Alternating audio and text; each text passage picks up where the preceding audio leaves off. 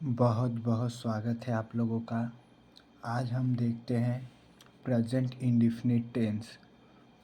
इसका negative sentence पिछले video में हो गया था। अब हम देखते हैं इंट्रोगेटिव सेंटेंस। इंट्रोगेटिव सेंटेंस मतलब प्रश्नवाचक वाक्य। यदि हिंदी में कोई प्रश्नवाचक वाक्य हो तो उसको अंग्रेजी में कैसे बनाएं? इसके लिए हम बांट लेते हैं पहले फर्स्ट टाइप इंट्रोगेटिव सेंटेंस, मतलब जिसमें प्रश्नवाचक शब्द वाक्य के शुरुआत में ही आ जाए।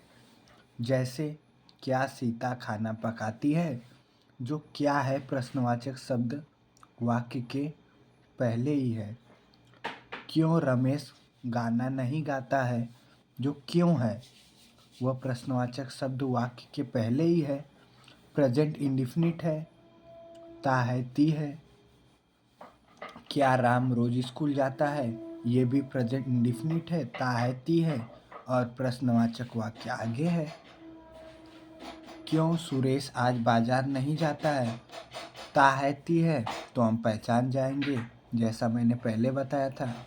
प्रेजेंट इंडेफिनिट टेंस है, प्रश्नवाचक वाक्य आगे है, तो इसको हम लोग कैसे बनाएंगे? जिसमें भी अगर प्रश्नवाचक वाक्य आगे हो तो सबसे पहले हम अंग्रेजी बनाते समय हेल्पिंग वर्ब को आगे ही लिख देंगे, पहले ही। हेल्पिंग वर्ब प्रेजेंट इंडेफिनिट में डू या डज। फिर उसके तुरंत बाद हम सब्जेक्ट को लिखेंगे। फिर यदि वाक्य में निगेटिव रहेगा, जैसे दूसरे नंबर में निगेटिव है तो हम नॉट को लिखेंगे, निगेटिव नहीं रहेगा तो नॉट नहीं लिखेंगे। फिर मेन वर्ब गाना, खेलना, जाना, खाना पकाना। उसके बाद ऑब्जेक्ट बाजार, स्कूल, खाना, ये सब ऑब्जेक्ट ही हैं। अब डू या डज कैसे लगेगा? एक वचन कर्ता यदि किसी का नाम रहेगा, ही सी इट रहेगा, उसके साथ हम डज का प्रयोग करेंगे। बहुवचन कर्ता I we you they, boys girls रहेगा तो हम डू का प्रयोग करेंगे। हम देख लेते हैं अब पहला सेंटेंस, क्या सीता खाना पकाती है? यह प्रश्नवाचक वाक्य है, ता है ती है, मतलब प्रेजेंट इंडेफिनिट का है। तो हमें सबसे पहले हेल्पिंग वर्ब लिखना है।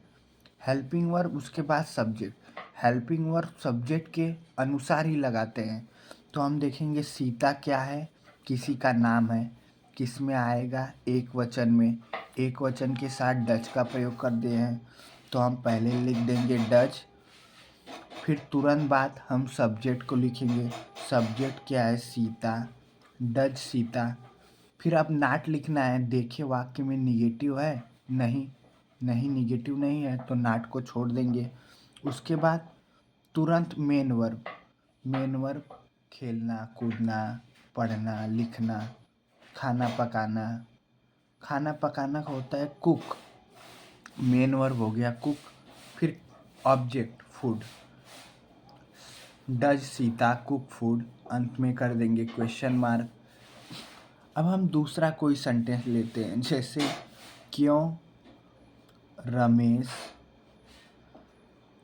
रमेश आज बाजार नहीं जाता है, आज बाजार नहीं जाता है। अगर इस वाक्य को हमें अंग्रेजी में बोलना हो तो हम सबसे पहले क्या करेंगे? बोलना हो, बोलने से पहले हमें आना चाहिए। शुरू में अगर हम पढ़ लेंगे तो हम बोल सकते हैं, क्योंकि अंग्रेजी सबसे पहले हम लिखेंगे। क्योंकि अंग्रेजी हम नहीं लिखेंगे, उसके जगह पे हम हेल्पिंग वर्ब का प्रयोग करेंगे। क्यों रमेश आज बाजार नहीं जाता है? तो क्यों अगर वाक्य के आगे है तो फर्स्ट टाइप इंट्रोगेटिव सेंटेंस है तो हम डू या डज का प्रयोग करेंगे। तो सब्जेक्ट के अनुसार हम डू या डज का हेल्पिंग वर्ब का प्रयोग करते हैं। सब्जेक्ट रमेश है, रमेश एक वचन करता है, किसी का नाम है, तो हम उसके साथ डज का प्रयोग करेंगे, डज। फिर तुरंत ही बाद सब्जेक्ट, डज रमेश अब देखेंगे नाट का प्रयोग करना है, देखेंगे वाक्य में निगेटिव है हाँ नहीं, तो तुरंत नाट का प्रयोग कर देंगे। अब हम आ जाएंगे मेन वर्ब पे। मेन वर्ब क्या है? जाना, खेलना, कूदना। तो जाता है, जाना का होता है गो। फिर कर्म क्या है? मार्केट।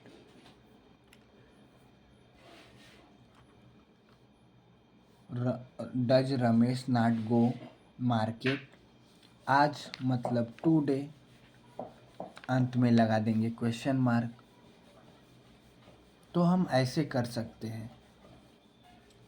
प्रश्नवाचक वाक्य अगर हो, प्रश्नवाचक शब्द अगर पहले हो तो हम सबसे पहले हेल्पिंग वर्ब, फिर सब्जेक्ट। वाक्य में निगेटिव हो तो not, main verb plus object. धन्यवाद।